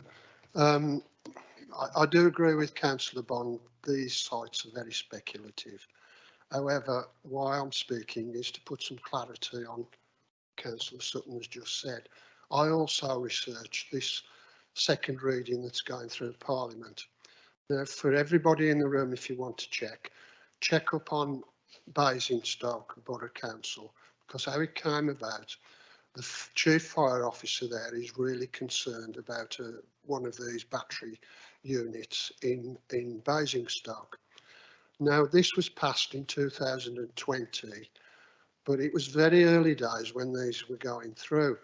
Now, what happened was that the Chief Officer has now realised that they are hazardous, and what was passed in Basingstoke was the site was next to an hospital. It was in the town centre and by the River Loddon, which is a tributary to the Thames. And what he's concerned at, there are fires on some of these hazardous, there is an hazard with all of them. You don't know which one's going to have a fire. They are very rare, but when they do happen, the fire brigade has to go out. And they put water on it and foam, and it takes 3 days for it to cool it down. Now, what he's concerned at is the pollution from it, because there's a chemical reaction to the batteries through what goes on to douse the fire, and that pollution would flow into the river and thus into the Thames. So they're in a real quandary. But where this connects, it was the MP of Basingstoke that was really concerned, that called the bill that you're referring to. It's had its first reading last September, and it had its second reading on the 24th Friday. What it's actually proposing, it's recognising it's hazardous, but as planning stands at the moment, there's not an automatic consultation with the Health and Safety Executive, the Environment Agency, and principally the Fire Service. Now, what our officers have done in their wisdom have said, we really need their comments, and if you look at the report, they have got the comments of all those agencies.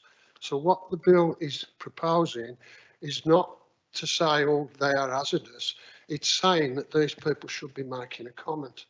And coming back to Councillor Bond, it is Wild West, you know, that we rely on some of these consultees to give us good advice. The fact about noise was brought up. We've consulted with people and they say the noise is acceptable. The highways issue, we've had to consult with the highways. But these other 3 agencies are not coming forward. And as a planning committee, we need to consider that opinion. And they have considered it, our planning officers. Tonight, reluctantly, I think I'm going to have to go for approval, because this is the second time we've looked at this. And many of the issues that you raised, Robert, I don't think you were at the first meeting, but we went through those and we've already accepted it, that there are special circumstances in the original. If this goes to appeal on what you're suggesting, then the inspector will look at our first decision, and that's the problem in this case. So really we could do with some stronger reasons of why to refuse it tonight. I think the reason it has been expanded, again reading up on it, National Grid have found extra capacity at this substation, and they put it to the developers because the developers want to make money and said you can have extra capacity, and that's the reason they put the extra units in there. I think that's the reasoning behind that. But I can state now there's going to be more of these, and I am on the subject, and there are things where it is speculation. Unfortunately, this one is very near to a substation, and that's the reason it was positioned there. As regards to what the speaker from the parish council said, that yeah, it does seem unfair that you're getting these in Lower Pen, but as a planning committee, we can't control where those applications come from. We have to look at an application as it comes in on its merits. It's not that we can spread them out. We have to look at each application on its merits. So that's my position on it, but I am researching all of these. Thank you. Thank you.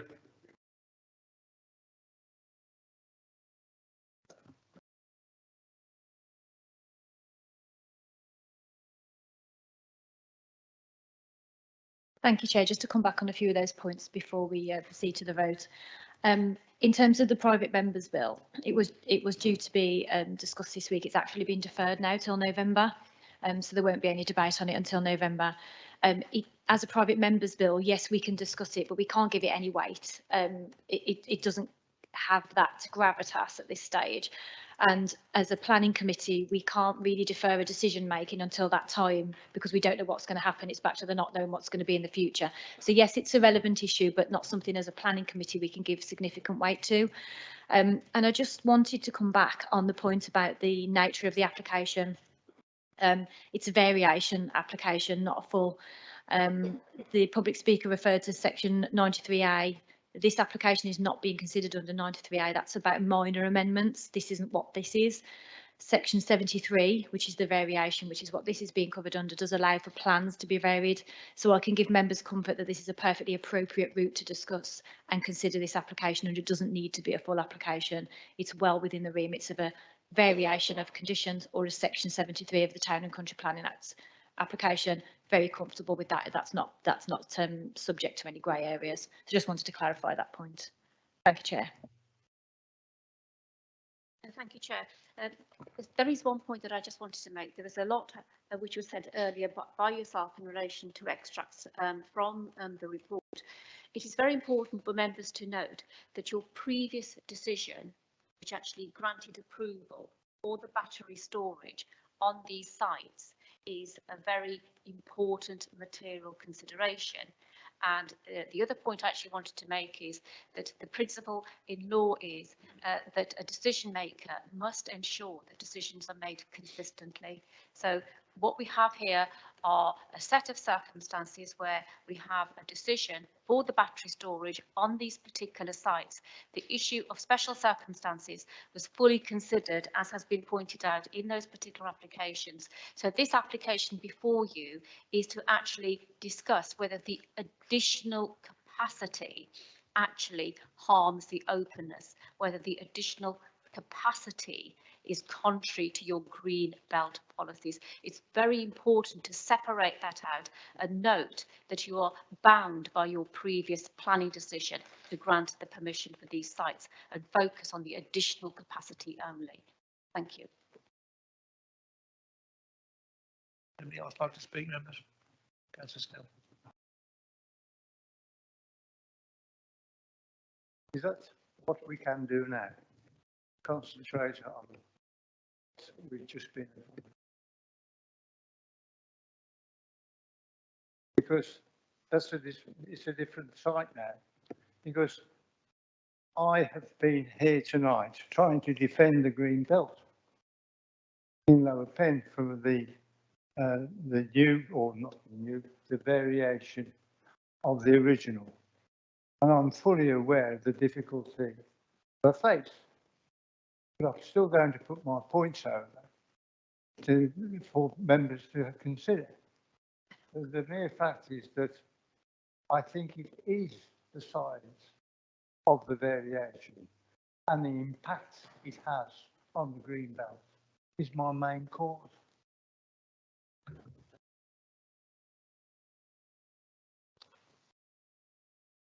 Thank you through you, Chair. Just to be clear, the site that we're considering this evening for the variation of conditions is the same site that was approved back in September.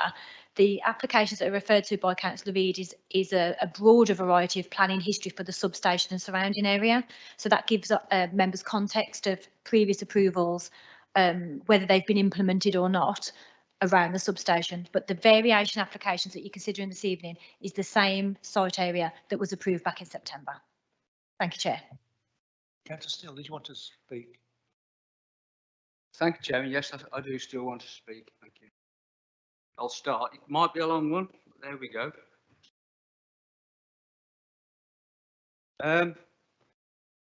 If members could follow me, page 26 of 118 pages, we have planning agent submission 2.2. 2.2.1, we have updated noise assessment, updated landscape, updated FRA and drainage assessment. On the next page, 27, we have 2.2.3. The following documents submitted with the original application should be read in conjunction with this application. And the second item is fire system safety design. Now that applies to the original application, not this application, because it hasn't been updated. So have these been updated to accommodate the additional battery units? And if you look at the next one, it's battery safety management plan, and dear me, that's dated the 1st of the 4th, 2022. Well, surely it should be relevant to the new increased amount of batteries. And that is all repeated in the second application, which is on page 60. It's all repeated. 2.2.1, updated noise, updated landscape, updated FRA. 2.2.3, fire safe, doesn't say updated fire system safety design. And it's got battery safety management plan, dated 1st of the 4th, 2022. So I'm going to make an alternative proposal that these applications are deferred until we get the correct information updated to be relevant to this application. Do I have a second? Got to deal with the first proposal first. Yeah.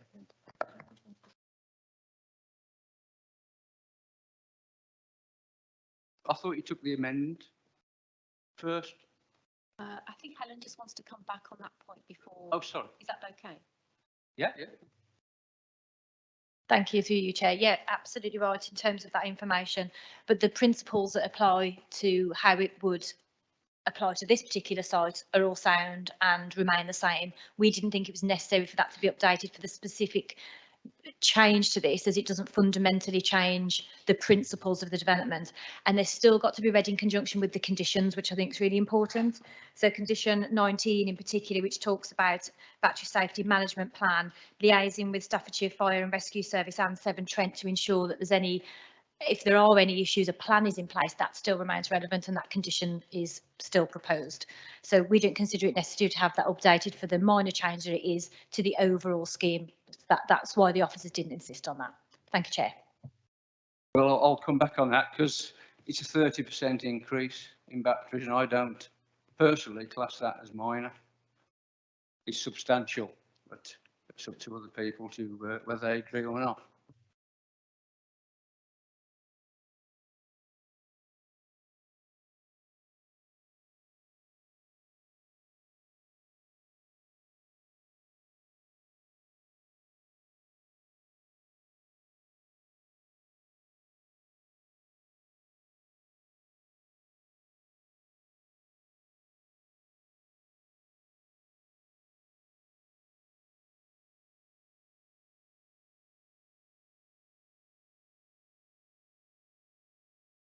Chair, just based upon the information that Helen has actually provided, to defer this application will not actually add any further information to any future report on the basis of the conditions that are actually listed, which actually seek information and seek reports to actually support the application. So your officers are not of the view that by deferring the application, it will facilitate and assist the decision-making process.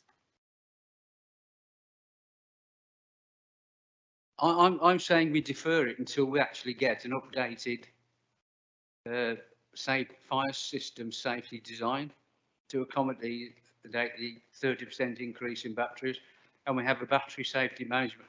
It could be affected by the 30% increase. That's fine. Does anyone want to second Councillor Steele's? Councillor Sadler, yeah. Councillor Sadler's.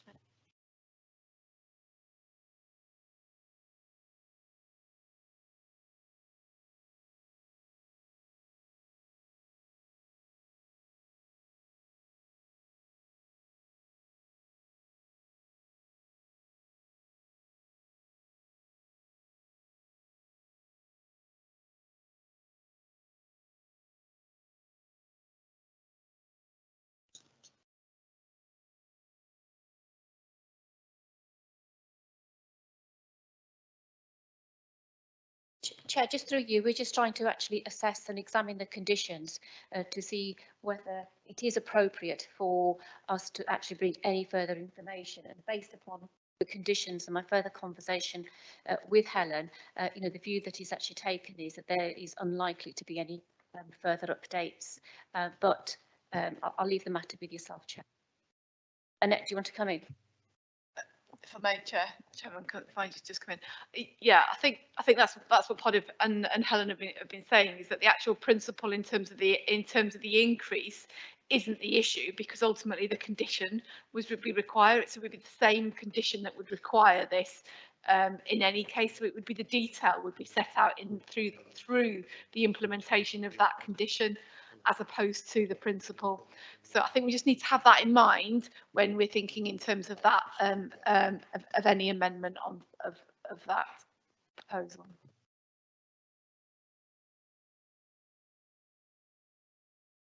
So, Councillor Reid, you've put a proposal forward. Could we briefly have your reasons? Leave it. Put it on or not switch it off. My reasons are damage to the green belt and openness.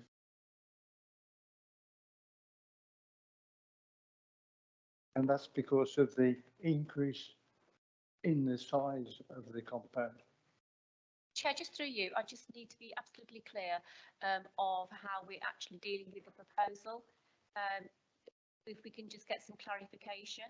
Are you actually going to take the amendment? Was the amendment seconded? It needs the amendment first. Point of order. Yeah. You have to take the amendment Yeah, first. just on a Thank point you. of order, we had a refusal here, which was actually seconded, and then there was a motion which was actually passed, and was seconded to deal with a deferral of the application to seek further updates. And in my view, we need to take that amendment first, and if the amendment, is carried, that's fine. If not, we need to revert. Is that Somebody needs to have a vote on the amendment. So it's the amendment that we now need to deal with, and I believe that was seconded. Okay, and that amendment, Chair, was, if you could just clarify, please. To defer the application or applications, if you're taking them in unison, to be deferred until we get updated information on the fire system safety design, taking into account the additional batteries, 30% increase, and also the same for battery safety management plan, which is not up to date. It's dated the 1st of the 4th, 2022. And do you need any more? Councillor Sadler seconded. Okay. Councillor Steele's amendment. Just deal with that motion first. So we can we all vote, please?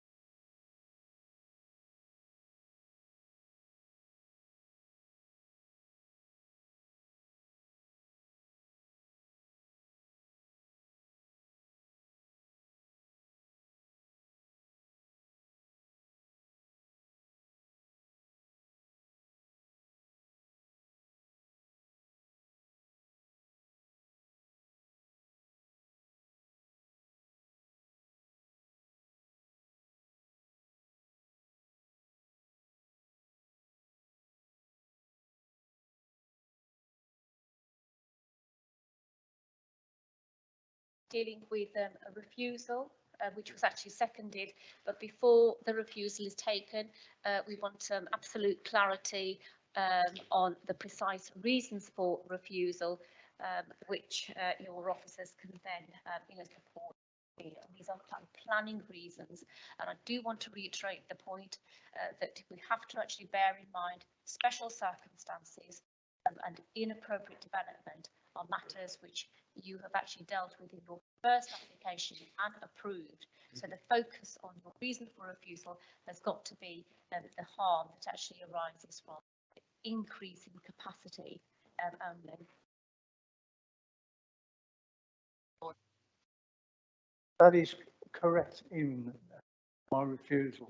It is the increase in size compared with the original and or what they now call a variation. People call it something else. That's my reason. This is the damage to the green belt because of its increase in size and some of the height that they're imposing around the perimeters. Chair, just through you, we've had inspectors' appeal decisions before where harm to greenbelt has been mentioned, but we need clarity on, what is the essence, of that harm. I just need you to substantiate that further. The harm is its effect on the openness and intrinsic value of the green belt, of which we try our best to protect.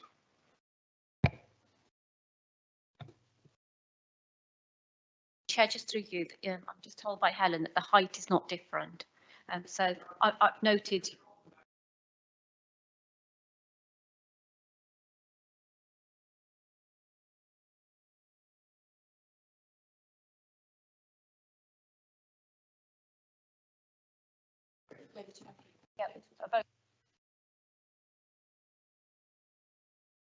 Yeah, so your proposal, which was to refuse. Yeah.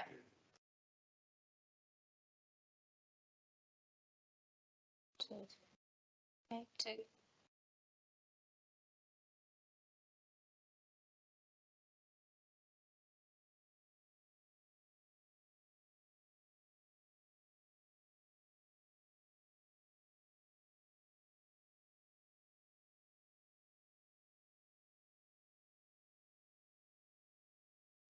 Yeah, Annette, do you just want to clarify? Just a bit of confusion. Just to clarify then, so this vote is for the motion, which is the motion raised by Councillor Reid, which was to refuse the application. So it's for an alternative motion to refuse the application, so going against the officer recommendation.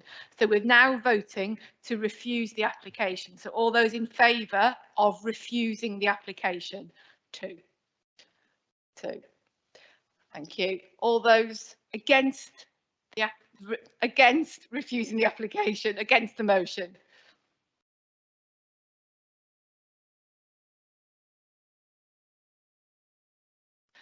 Okay, so the motion is defeated. I'll abstain.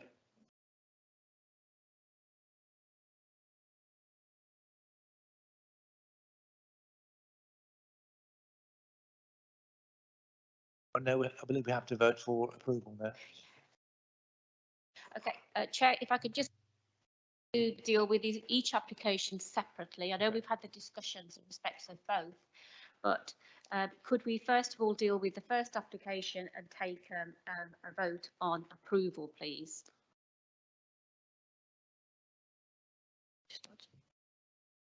So we need to treat each application separately because it is two applications. So the first application being 22/01193 VAR, which is the field at Pen 1. So if you want to vote on that one first, all those in favour of approval?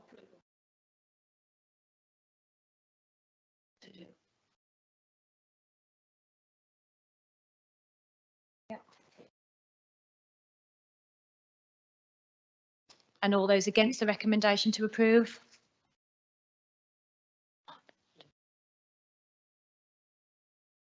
Two. Yeah. And abstentions, please.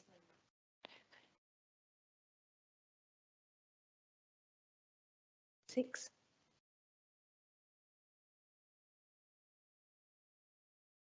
Councillor Chapman. Six.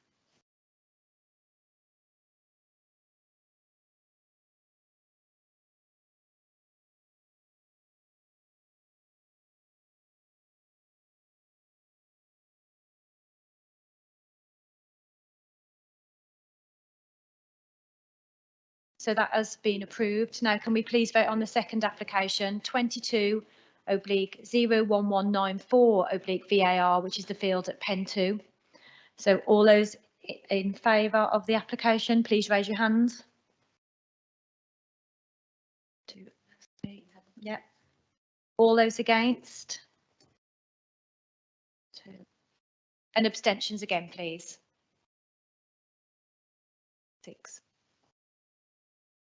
That's carried. Those applications have been approved. Thank you, Chair. Thank you, Helen.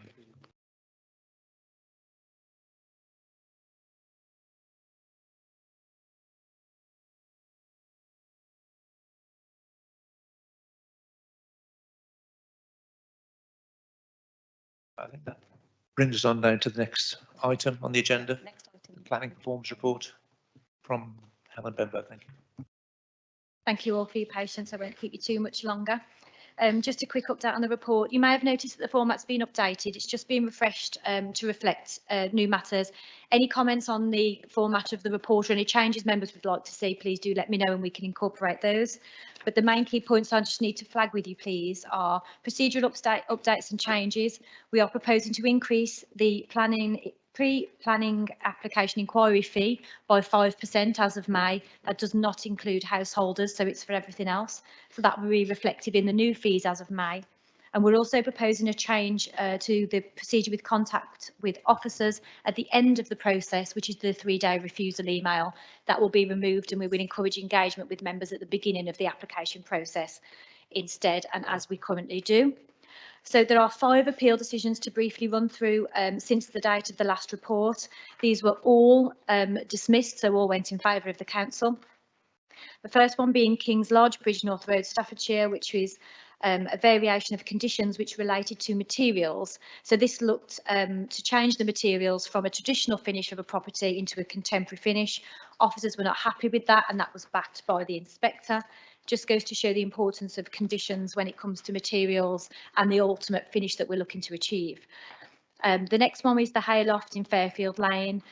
This was a debate about whether a development was infill development within the Greenbelt. Officers did not consider it to be appropriate development and the inspector agreed. The third one is 62 Suckling Green Lane, which was an appeal to fell a beech tree, and this appeal was again dismissed as the applicant had not thoroughly justified the loss of the tree, which had a very high amenity value. The fourth application was the farm shop at Wrottesley Park Road, Purton. So this was shipping containers located within the Greenbelt. Officers declared them to be inappropriate development, and this was supported by the inspectorate. Just something to flag here really, because obviously at the January committee we had some shipping containers discussed at this committee, and members went for refusal on that one. So backs that decision really that containers are inappropriate development in the Greenbelt. Enforcement action has been proceeded there.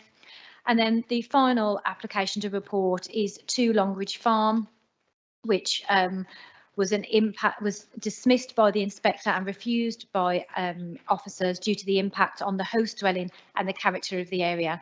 Again, dismissed at appeal. So there are some statistics in the back of this report now which come out from central government and that we report locally, and that major applications we're running at 93%, minor applications 88%, and other applications 95%, so well above and beyond what is expected of us by central government, so a well-achieving planning authority to date. And that's it for me in the update report. Thank you, Chair. Thank you, Helen. Thank you, members. Sorry for taking so long, but sorry. Just a very brief question, Chair. Going back to application 3, the tree. I appreciate that it's been found in our favour. Does that mean we can actually enforce now the replanting of a tree of a similar size, or even a whip of one, so it'll grow into a big one again? My understanding is this one was not retrospective, was not taken out, so it was proposed to be removed and hasn't come out. But it's a wonderful tree with really high amenity value. So we were ever so pleased that the inspector backed us on that one. No justification for its loss whatsoever, other than annoyance, seasonal debris, that kind of thing. But that doesn't outweigh the amenity value. So not one that had been removed. That's just a very quick supplementary then. Had it have already been taken down, would that have given us the powers to reinforce and ask them to replant the tree? Yes, it would have done, and if it was as a protected tree, prosecution as well. Thank you.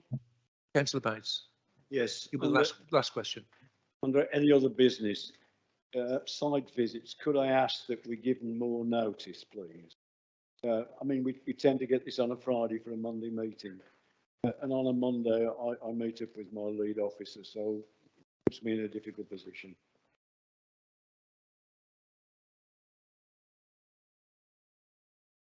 Thank you. Yes, through you, Chair. Members do have a hold in their diary for potential site visits. This at the moment is the only way I can consider it appropriate to keep that time. It's not ideal because you don't know whether they're going to run. You have to wait till the Friday before to know whether that time's committed. It is something that I would like to look into, to be honest, in terms of the scheduling of site visits, because I do think there's an issue with lack of notice and potential attendance and whether you're holding that time unnecessarily. So post-election and when we've got the committee in place, something to discuss with the chair and the cabinet member, but absolutely noted, yeah. But if you could just keep the hold free, if at all possible, then you will be available, then should we visit. But as I've said, it doesn't happen every time. So the best mechanism at the moment. Thank you, Chair. It would. Could we have a larger map that shows the actual feed into the villages? Because if you don't know the village well, like we did at Brood, I wasn't familiar with the names of the streets, so I wasn't too sure where I was coming from. But I followed Mrs. Holmes anyway. Yeah. Thanks again, members. No, the meeting will now be closed. Sorry, Chairman, I did indicate I wanted to make a comment to answer some questions that Councillor Sutton raised. Recently in Wombourne, there was a case where some people had applied to remove a tree with a preservation order on. That was refused. They went to appeal. The inspector upheld the refusal to remove the tree. They actually cut the tree down. They were recently fined £12,000 or £20,000 and told to reinstate the tree. Thank you, Barry. I mean, that gives me hope for my wall in Brood. If it can reinstate a tree, surely if we go to the inspectors, we can reinstate a wall. Thank you again, members. Thank you very much and good night.